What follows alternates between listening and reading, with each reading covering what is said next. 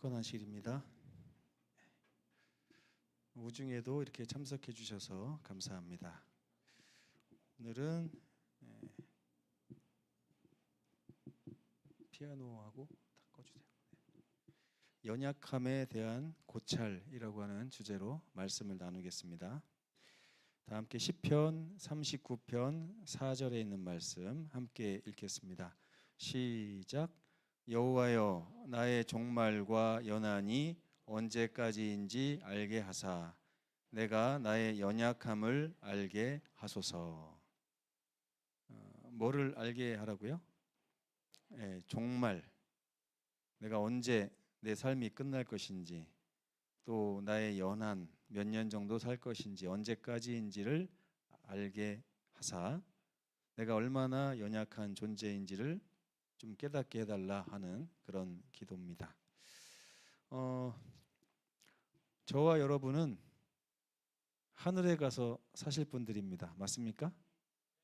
혹시 여기에 이견이 있는 분들 계세요? 조만간 예수님이 오시면 저와 여러분은 반드시 하늘에 갈 것입니다. 이견 있으세요? 없으십니까? 이게 굉장히 중요한 얘기인데요. 우리가 죄를 범한다 해서 이 자격이 없어지는 게 아닙니다. 이것은 굉장히 중요한 성경의 진리예요. 근데 문제는 이 하늘에 가서 이렇게 살려고 하면 우리가 좀 알아야 될 게 있는데, 우리 존재 자체가 얼마나 연약한가 하는 것을 아셔야 됩니다. 우리가 하늘 가면 몇 년 정도 살 생각이세요? 영원히? 욕심도 많으시네요. 어느 정도 사시면 좋겠습니까? 황옥희 집사님, 이 세상에서 앞으로 몇 년 정도 더 사시면 좋겠습니까? 집사님 연세가 지금 70 넘으셨는데. 네? 아프기 전에 갈 생각이세요? 네. 근데 이제 하늘에 가면 우리가 영원히 살 텐데요. 이 영원이라고 하는 시간은 여러분이 좀 곰곰이 생각해 봐야 되는 시간이에요. 10년도 아니고 100년도 아니고 1000년도 아니고 10,000년도 아니고 1억 년도 아니고 2억 년도 아니에요. 상상하지 못할 시간이에요. 근데 그 상상하지 못할 시간에 우리가 계속해서 잘 살 거라고 하는 보장이 있으세요? 여러분 지금 우리 장경수 집사님 지난 주만 해도 계속 잘 살 줄 알았죠? 근데 이번 주에 보니까 큰일 날 뻔했어요. 그죠? 그러니까 우리가 앞으로 미래에 어떻게 될지 아무도 모릅니다. 그래서 제가 오늘 이 주제를 가지고 온 거예요. 사람은 어떻다고요? 연약하다고요. 연약하다는 얘기는 무슨 뜻이에요? 누군가의 돌봄이 필요하다는 거예요. 여러분들이 나이가 많다고 그래서 이제 나는 돌봄이 필요 없어가 아니라, 나이가 아무리 많아도 누군가는 여러분을 돌봐주셔야 된대요. 이 진리를 아는 사람이 있고 모르는 사람이 있습니다. 그러면 아는 사람은 어떻게 살까요? 도와주세요 하고 살겠죠. 모르는 사람은 어떻게 살까요? 그냥 나 혼자 살 수 있어요 하고 사는 거예요. 근데 어린 아이를 보세요. 여기 우리 제일 어린 아이가 우리 다나인데요. 다나가 요즘에 이제 뭐 좀 아빠가 해주려고 그러면 다 지가 혼자 한대요.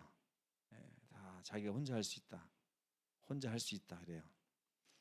그래서 제가 이제 혼자 할 수 있구나 이렇게 생각하고 손을 떼버리면 어떨까요?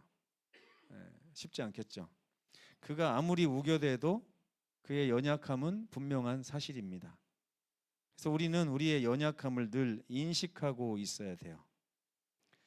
근데 하나님께서는 우리의 연약함을 아주 잘 알고 계신다 그랬습니다.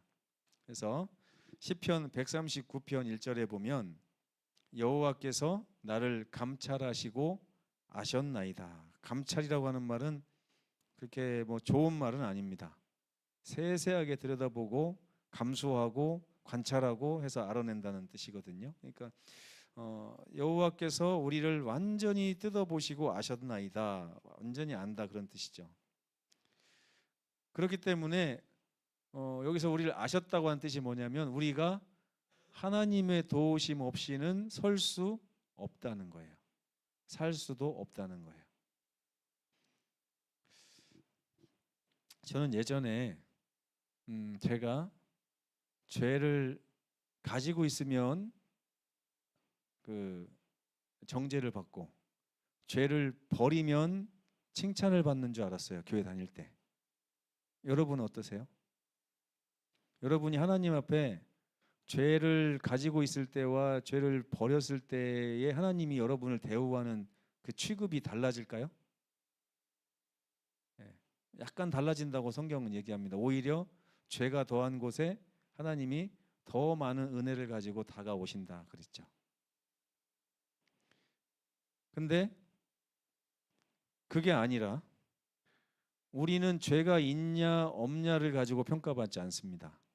요한복음 15장에 보면 무엇을 가지고 평가를 받냐면 하나님께 붙어 있느냐 떨어져 있느냐 가지고 평가를 받아요. 이해가 되세요, 여러분? 근데 사탄은 계속해서 뭘 가지고 우리가 평가를 받게 속이냐면 나한테 죄가 있느냐 없느냐 가지고 평가를 받게 만들어요. 그러면 이 지구상에 있는 70억 명의 인구 중에서 몇 명이나 살아남을까요? 하나님 앞에서? 진짜 없어요? 그럼 마음이 편안해지시겠네요? 예. 여러분이나 저나 그죠? 장로님이나 집사님이나 다 거기서 거기. 그렇죠? 근데 요한복음 15장에 보면 나는 포도나무요 너희는 가지라. 가지가 포도나무에 붙어 있으면 칭찬을 받고 떨어져 있으면 말라 죽어서 밖에 나가서 불에 사르게 된다 이렇게 말씀하셨어요. 그러면 이거는 저와 여러분을 나누는 아주 중대한 기준점이 됩니다. 그러니까 여러분들이 뭐 죄가 있든 없든 뭐 이런 걸 떠나가지고 여러분들이 죄 있는 상태에서도 하나님께 붙어 있기만 하면 하나님께서는 여러분을 생명이라고 보신다는 거예요. 네. 그러나 어떨 때 보면 내가 죄가 없을 때가 있어요. 내 마음에 걸리적거리는 게 하나도 없고 나는 깨끗하다. 그런데도 불구하고 하나님으로부터 떨어져 있으면 그냥 말라서 살라질 그런 운명이라고 성경은 이야기하고 있는 거예요. 그러니까 여러분께서 죄에다가 더 집중을 해야 되겠어요? 아니면 예수님께 붙어 있는 데다가 더 집중을 해야 되겠어요? 그렇죠? 근데 예수님께 붙어 있으면 죄가 있든 없든 좋은 일이 생길까요?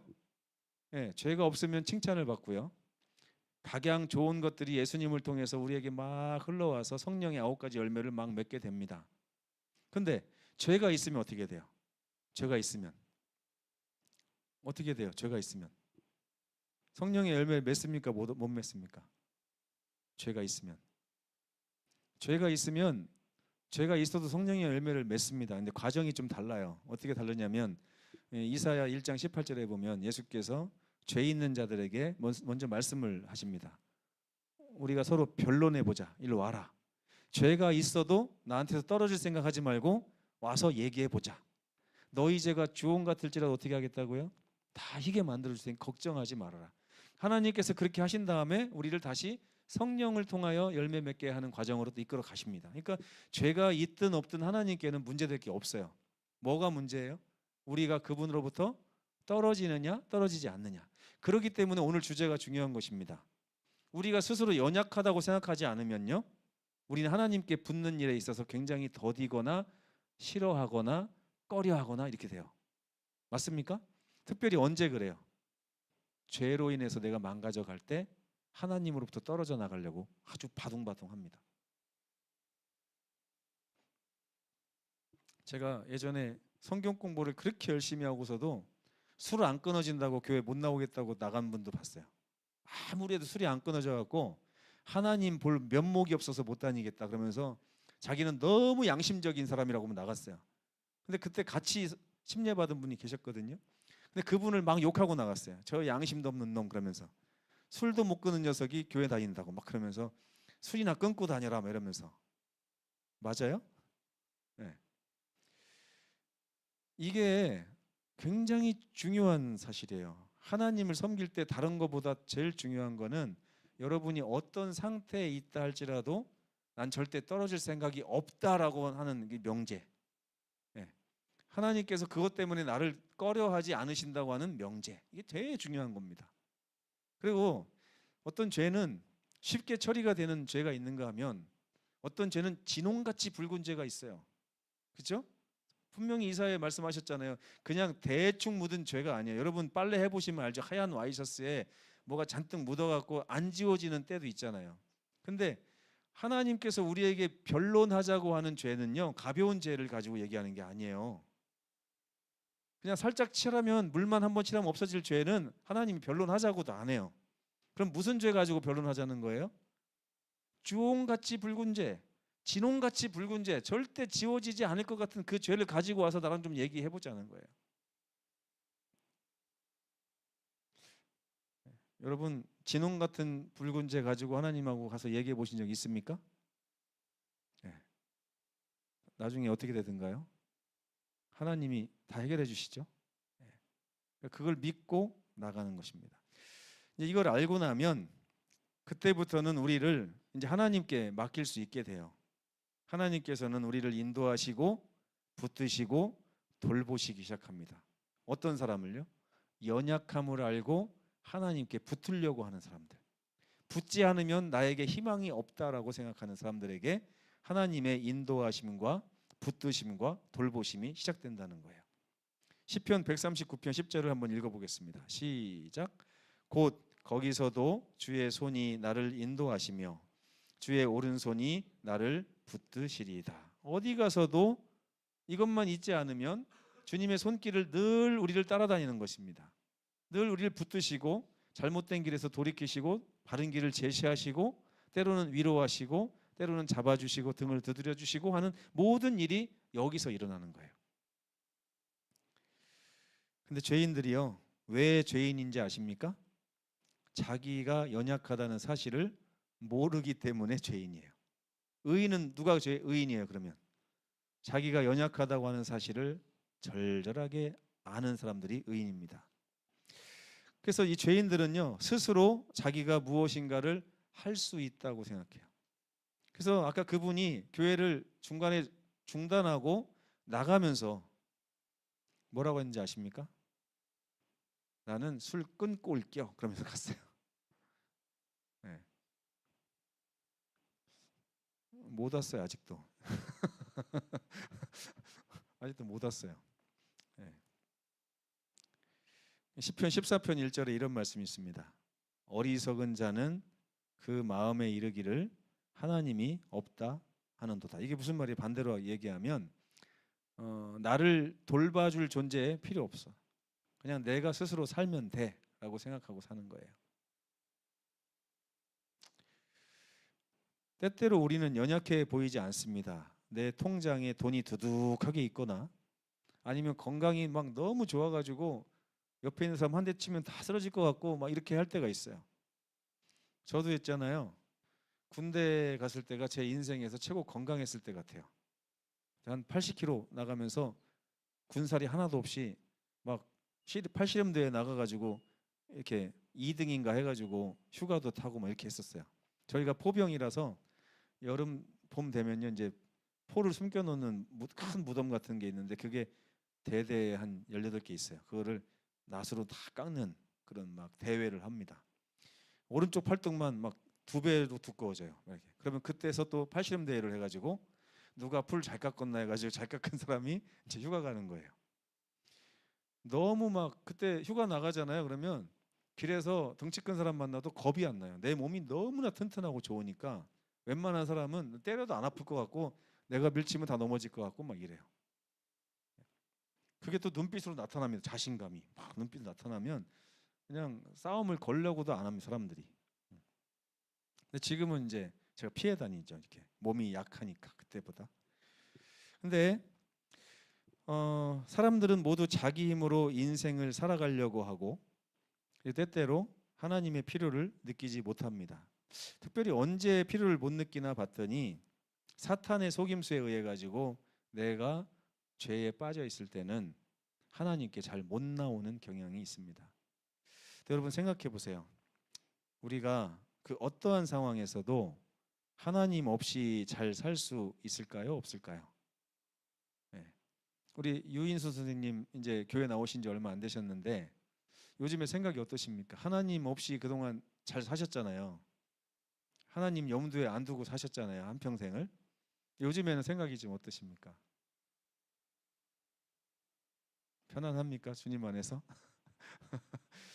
제가 성경 공부하면서 작년에 우리 나윤관 성도님하고 김석 성도님은요 침례 받기 전에 부들부들 떨었어요. 맨날 받아야 되나 말아야 되나 막 고민하고 막 이랬는데 성경 공부하면서 우리 유인 선생님하고 박선아 사모님처럼 편안하신 분을 제가 처음 봤습니다. 다음 주에 침례 받을 건데도 그냥 늘 평안하세요. 이제 순리대로 가는 거지. 그러면서 하나님이 이끄심에 그냥 편안하게 자기를 맡기시는 것 같더라고요. 우리는 교회를 다니든 다니지 않든 하나님 없이는 살 수 없는 존재라는 걸 빨리 인식을 해야 됩니다. 예. 생각해 보세요. 우리가 할 수 있는 일은 딱 그 정도뿐이에요. 예. 우리 이번 주에 제가 정말 깜짝 놀래가지고 기도도 하고 그랬는데 장경수 집사님 교통사고 난 거 아시죠? 모르세요? 예. 차를 폐차할 정도로 버스가 뒤에서 이렇게 받아가지고 예. 막 빙글빙글 돌고 했는데 어떻게 하나님 돌보셨어요. 돌보셨는데 아무리 장 집사님이 훌륭하고 잘나고 남편이 교수님이고 해도 못 막아요. 그런 거를. 그렇죠? 우리가 인생에서 할 수 있는 일은 딱 그 정도밖에 없어요. 그 이후에 일어나는 일들은요. 그 이외에 일어나는 일들은 다 누구 소관이에요? 하나님 소관이에요. 그러니까 우리가 하나님 없이 사는 것은 인생을 반만 놓고 사는 거예요. 내가 내 눈에서 보고 해결할 수 있는 것만 가지고 살겠다는 거예요. 그 이후에 일이 일어나면 속수무책이 되는 것입니다. 우리의 삶에 얼마나 많은 문제가 일어나는지 모르죠. 그래서 우리 삶에는 반드시 문제가 있고 그 영역은 하나님이 터치하셔야 되는 영역이 있어요. 그거를 알고 사느냐 모르고 사느냐에 따라서 우리의 삶의 질이 바뀌고 영원히 살 수 있는 사람이냐 아니면 이 세상만 살아야 될 사람이냐가 판가름 나는 것입니다. 인간의 삶에는 많은 문제가 있습니다. 모든 사람의 삶이 수고와 슬픔으로 얼룩져 버리죠. 잘하는 것 같은데 갑자기 곳곳에서 물이 새기 시작합니다. 시편 127편 1절을 한번 같이 읽어보겠습니다. 시작. 여호와께서 집을 세우지 아니하시면 세우는 자의 수고가 헛되며 여호와께서 성을 지키지 아니하시면 파수꾼의 깨어 있음이 헛되도다. 네, 이거 인정하시나요, 여러분? 제가 개업 예배 할 때마다 이 말씀을 꼭 합니다.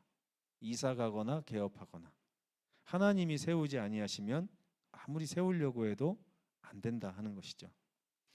심지어 솔로몬 왕이 성전을 지고 나서 이 말씀을 했어요. 하나님께서 집을 세우시고 성을 지키시지 않으면 모든 것이 헛되다고요. 그리고 심지어 솔로몬 왕은 뭐라고 해요? 자식도 내가 키우는 게 아니라 하나님이 키우시는 것이더라 하고 못을 박았더라고요. 여러분, 우리는 하나님의 돌보심이 필요한 사람들입니다. 제가 성경을 저는 이렇게 좀 요약하는 걸 되게 좋아해요. 뭐 기본교리 28개 뭐 이렇게 막 늘어놓고 해도 그냥 신앙이라는 걸 딱 하나만 갖고 할 수는 없을까? 좀 단순해지고 싶더라고요. 예수께서도 그렇게 말씀하셨거든요. 어린 아이와 같이 단순하지 않으면 하나님 섬기기 쉽지 않다고 그랬어요. 제가 좀 단순해지기를 원했어요. 성경을 요약하고 또 요약하면 한 문장이 무엇가 남을까? 저는 그게 내가 연약하기 때문에 하나님이 필요하다. 이 문장이 아닐까 생각을 했어요. 그게 바로 시편 23편의 다윗의 고백이 아니었겠나 하는 생각이 듭니다. 여호와는 나의 목자시고 나는 그분의 돌보시는 양이라. 그럴 때에 내게 부족함이 없을 것이다. 여러분, 양 키워보신 분 계신가요? 저는 키워봤습니다. 우유 사달라고 쫙쫙 쫄렸더니 어머니가 우유를 안 사오고 양을 사왔어요. 그래가지고 맨날 아침마다 양 젖을 짜다가 먹다 보니까 이 우유를 안 먹고 말지. 양이요. 진짜 지금도 그 녀석 생각하면 열이 좀 납니다. 말을 진짜 안 듣고요. 그러니까 이 목자와 양의 사이는 결코 좋은 사이가 못 돼요. 네, 목자와 양은 여러분들이 염소는 좀 낫더라고요. 양보다. 제가 염소 2마리 깜정 거 그다음에 흰색 양을 하나 키워봤거든요. 어렸을 때. 양 1마리가 염소 2마리보다 더 힘들어요. 그리고 젖 잘라가면 맨날 발로 막 차고 이래가지고 진짜 쉽지 않고요. 제가 이렇게 한 대 때리면 지는 2대 때리려고 하고 막 그래요. 예. 근데 다윗이 목동이었잖아요. 이 목동이 그렇게 말 안 듣는 양을 치고 있는 거예요, 자기가. 그러면서 화가 날 때마다 누구 생각이 들어요? 나도 하나님의 양인데 이 생각이 드는 거예요. 그러니까 자기가 지금 말을 잘 듣고 있다는 거예요, 안 듣고 있다는 거예요. 지가 말 안 듣는다는 걸 지도 아는 거예요. 그러니까 자기를 양이라고 하는 거예요. 목자가 돼가지고. 그렇죠? 그래서 여호와는 나의 목자시니 내게 부족함이 없으리로다. 이게 참 좋은 말 같지만 양의 입장에서만 좋은 말이에요. 목자한테는 굉장히 안 좋은 말이죠. 양이 너무 말을 안 들으니까. 그러면서 또 이렇게 얘기합니다. 내가 주의 신을 떠나 어디로 가며 주의 앞에서 어디로 피하리까? 하나님의 손길이 나를 늘 따르기 때문에 내가 하나님의 돌보심 아래 늘 있기 때문에 이게 도망가려고 하면 좀 신경 쓰이긴 하지만 안 떨어지려고 하는 사람한테는 너무나 위안이 되는 말씀 아니겠어요? 그렇죠? 나는 하나님을 좀 떠나가야겠다. 맘먹은 사람이 예전에 그 서유기에 보면 손오공이요. 근둔이라고 하는 구름을 타고 막 도망가잖아요. 지구 끝까지 도망갔는데 거기 가니까 기둥 5개가 딱 서 있었잖아요. 가까이 가서 보니까 뭐예요? 부처님 손이었잖아요. 그죠? 그러니까 아무리 가려고 해도 다 손바닥 안에 있다는 거잖아요. 근데 하나님의 손은 더 멀리 더 깊이까지 다 가 계시기 때문에 도망가려고 하는 사람한테는 아주 안 좋습니다. 근데 하나님 품에서 떨어지기 싫어하는 사람에게 있어서는 얼마나 이게 좋은 말인지 몰라요. 내가 주의 신을 떠나 어디로 가겠습니까? 내가 주의 앞에서 어디로 피하겠습니까?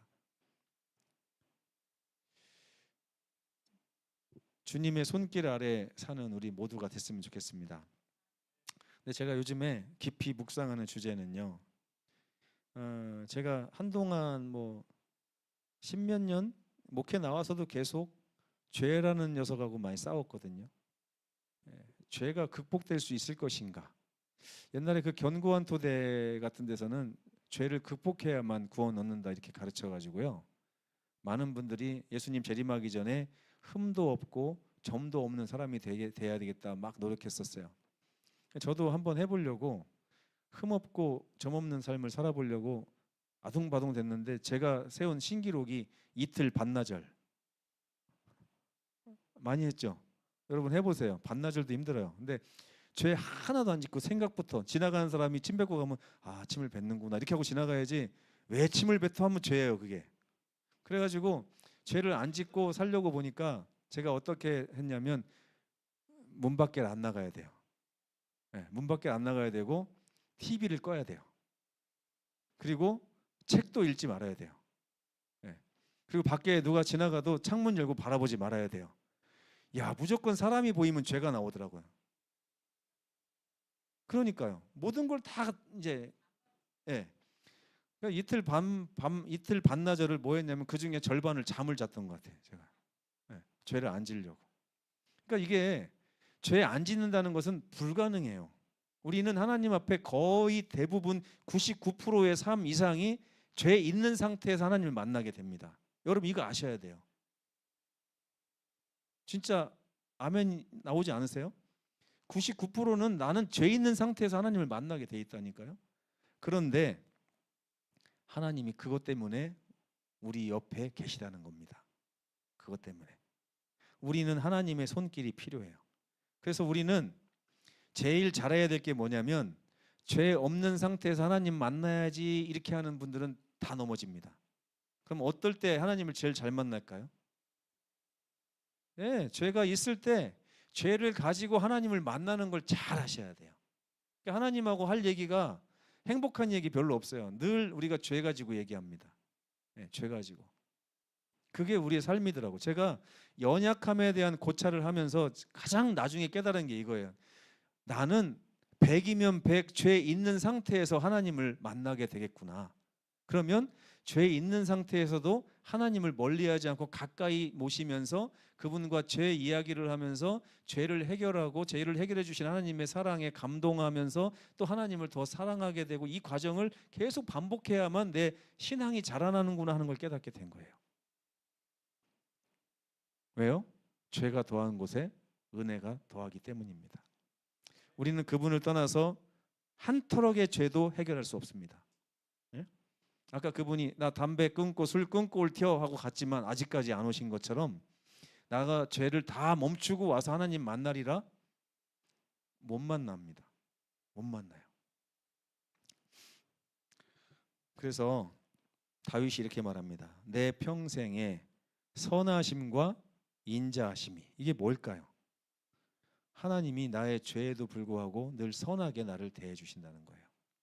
하나님이 나의 죄에도 불구하고 늘 인자한 모습으로 내 이놈 이렇게 하는 게 아니라 왔구나 내 아들 이렇게 하면서 반겨주신다는 것입니다. 우리는 그분을 떠나서 아무것도 할 수 없는 자기 자신의 연약함을 아는 것이 하나님을 마음에 모시는 첫 번째 걸음이더라고요. 내가 죄 있는 상태에서 밖에는 하나님 만날 방법이 없다는 것을 아는 것이 하나님을 마음에 모시는 첩경이더라고요. 제가 왜 그렇게 하나님이 마음에 안 오시는가 정말 궁금했어요. 예전부터. 안 돼요. 아무리 노력해도 안 돼요. 근데 로마서 1장 28절인가 보니까 거기에 뭐라고 써있냐면 죄인들은 마음에 하나님 두기를 싫어한대요. 왜요? 죄 때문에.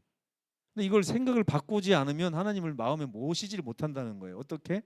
나는 거의 100이면 100 죄가 있는 상태에서 하나님을 만날 수밖에 없는 존재라는 거. 이걸 인식해야만 죄 가운데 있어도 하나님을 떠나지 않게 되는 것입니다. 그 상태에서 나는 하나님을 어차피 만날 수밖에 없는 거예요. 그리고 하나님은 그 주홍같이 붉은 죄, 진홍 같은 죄를 양털같이 하기 위해서 우리에게 다가오시는 분이라는 사실을 아셔야 되는 거예요. 감사하십니까 여러분? 내 평생에 이런 선하심과 이런 인자하심이 나를 따라다니신다고 하는 것이 성경의 기별입니다. 우리는 곁에서 우리를 돌봐주시는 하나님의 손길이 매일매일 순간순간마다 필요한 말 그대로 죄밖에 없는 죄인들입니다. 이 죄를 해결해 주시는 그분의 손길 아래 자기의 삶을 내어 맡길 줄 아는 그런 하나님을 모신 빛의 아들과 딸들 되시기를 간절히 바라면서 말씀을 마치겠습니다.